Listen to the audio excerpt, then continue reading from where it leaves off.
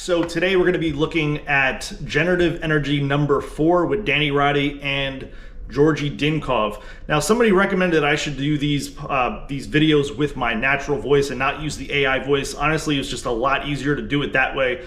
But I want to give it a try because that is true. He said it's low energy and this is a little bit more lively. So what we're going to be doing today is looking at Generative Energy number 4, like I said, and we're going to be going over their podcast, the first hour of it. Now, how this whole thing works is I'm using AI to look at their podcast, using their transcript, and just break down things even further for the average person to understand it. When I got started learning about the whole repeat bioenergetics with through Roddy and Georgi Dinkov, I did not know what the hell they were talking about. Sometimes now I'm just like, what?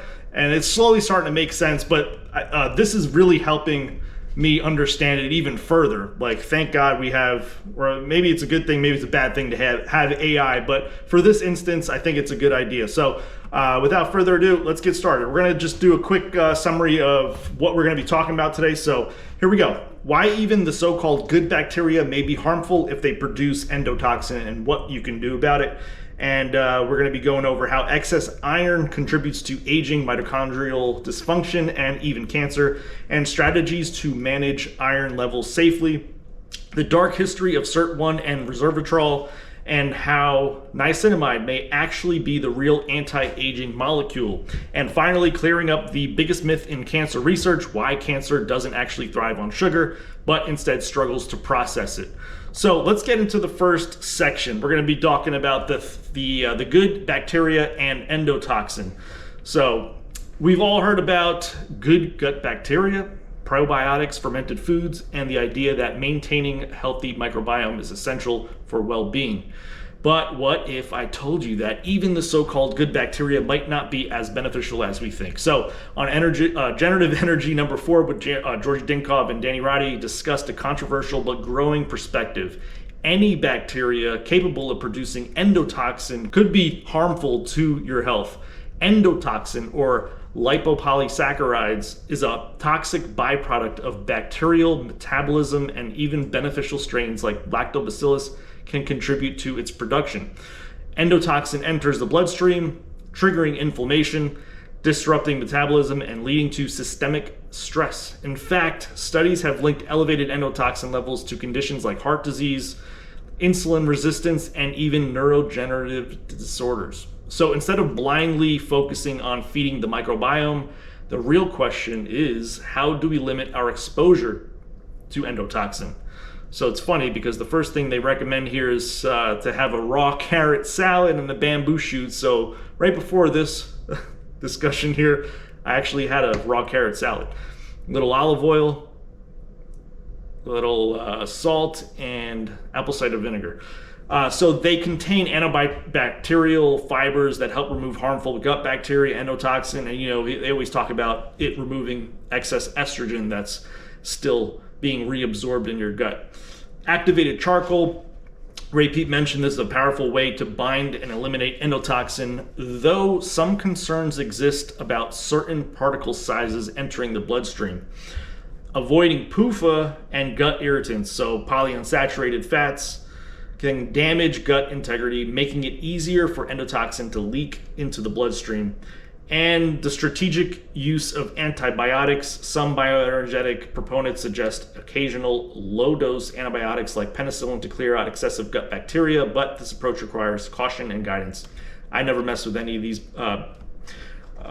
antibiotics or anything like that. I've really just done the charcoal and the carrot salad. So rather than focusing on feeding the bacteria, the goal should be limiting endotoxin exposure and supporting gut integrity. So it seems like the key takeaway here is really just, cleaning out the gut rather than feeding it. So raw carrot salad, like I said, is definitely a good one. I recently started that over again a few days ago, and it actually been feeling pretty good. Seems like my stomach has kind of flattened out a little bit. I don't feel that bloated feeling that you have.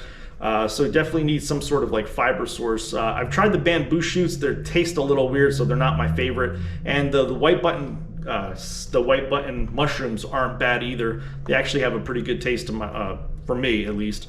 And the charcoal, I haven't really messed around with it too much, but I don't know, maybe I'll give it a try. I know that Georgi does mention at some points to incorporate it with like a coconut oil so that it gets further down into the digestive tract and through the intestines, so it helps eliminate more of that garbage endotoxin. All right, moving on to the next section, the hidden dangers of excess iron. So they were talking about how iron is often seen as an essential nutrient, something we need for energy, strength, and vitality. But what if I told you that too much iron might actually be harming your metabolism, accelerating aging, and even contributing to disease like cancer?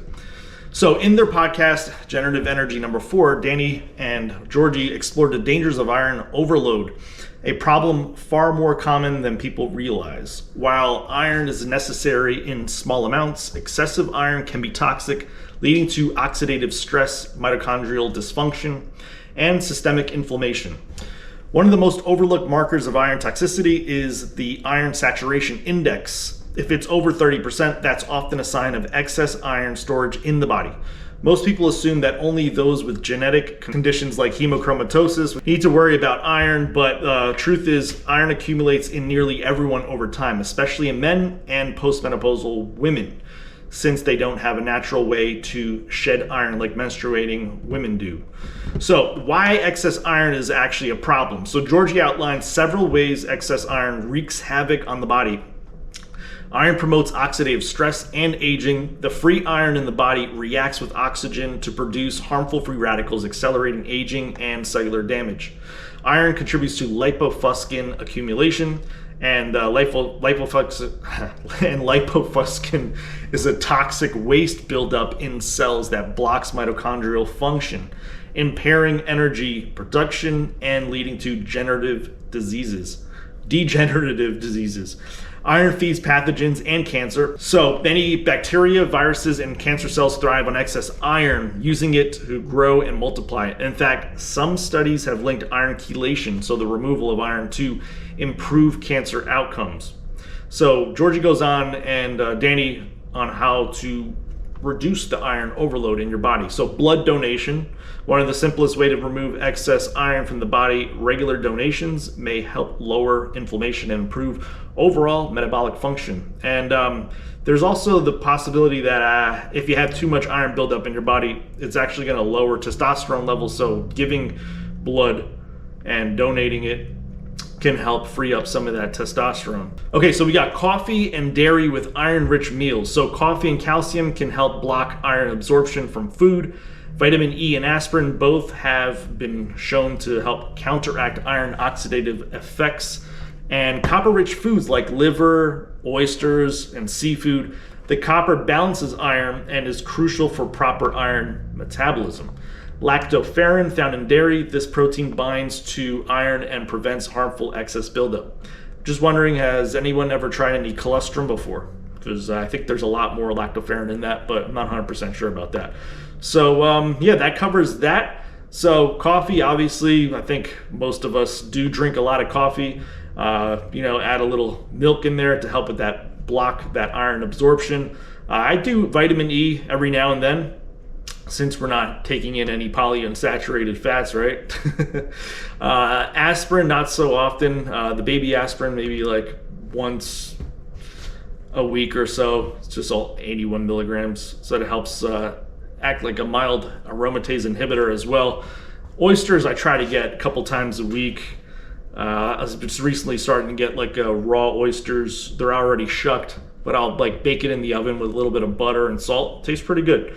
Liver, I tried doing it. It's disgusting. I can't eat it.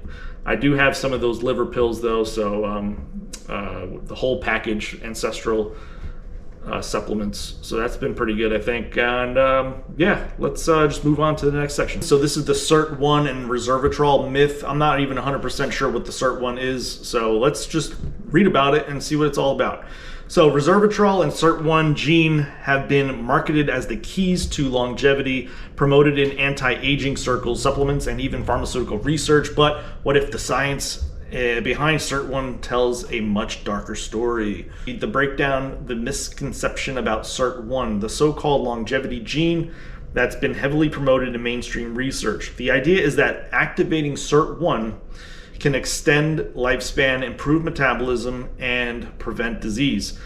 This belief was fueled by the hype around resveratrol, a compound found in red wine that supposedly activates SIRT1 and mimics the effects of calorie restriction. So they're saying that the research was flawed. Many of the studies promoting resveratrol and SIRT1 activation were either funded by pharmaceutical companies or had unreliable data. The drug trials were a disaster. GSK, or GlaxoSmithKline, bought a company for $720 million to develop a SIRT1 activating drug, but the trials had to be shut down after people died from kidney failure. SIRT1 is actually pro-cancer. Instead of slowing aging, SIRT1 activation has been linked to leukemia and tumor growth. Studies now show that cancer cells rely on SIRT1 for survival, making it the exact opposite of an anti-aging gene. So now Georgi is explaining that rather than promoting longevity, SIRT1 plays a key role in fatty acid oxidation, a process that, when excessive, leads to stress, metabolic dysfunction, and even cancer. On the flip side, niacinamide, that's a vitamin B3 derivative, does the opposite of SIRT1 activation. It inhibits excessive fatty acid oxidation, improves mitochondrial function, and protects against cancer. In fact, niacinamide has been studied for its role in reversing metabolic stress and improving overall energy production. So here's where it gets interesting, is like it's saying that here's why cancer cells love fatty acid oxidation. We're all under the impression that, oh, cancer loves sugar, but the problem is it doesn't necessarily use sugar properly. It actually uses it incorrectly. So one of the most mind-blowing parts of the discussion was how cancer thrives on excessive fat oxidation. We often hear that cancer feeds on sugar, but the reality is cancer cells have a problem using glucose properly. Instead, they rely on fat oxidation, which increases stress and inflammation. So blocking fat oxidation can actually slow cancer growth. Several studies suggest that inhibiting fatty acid oxidation could be therapeutic for cancer treatment. SIRT1 promotes fat oxidation, essentially fueling cancer. That's why activating it might be doing more harm than good.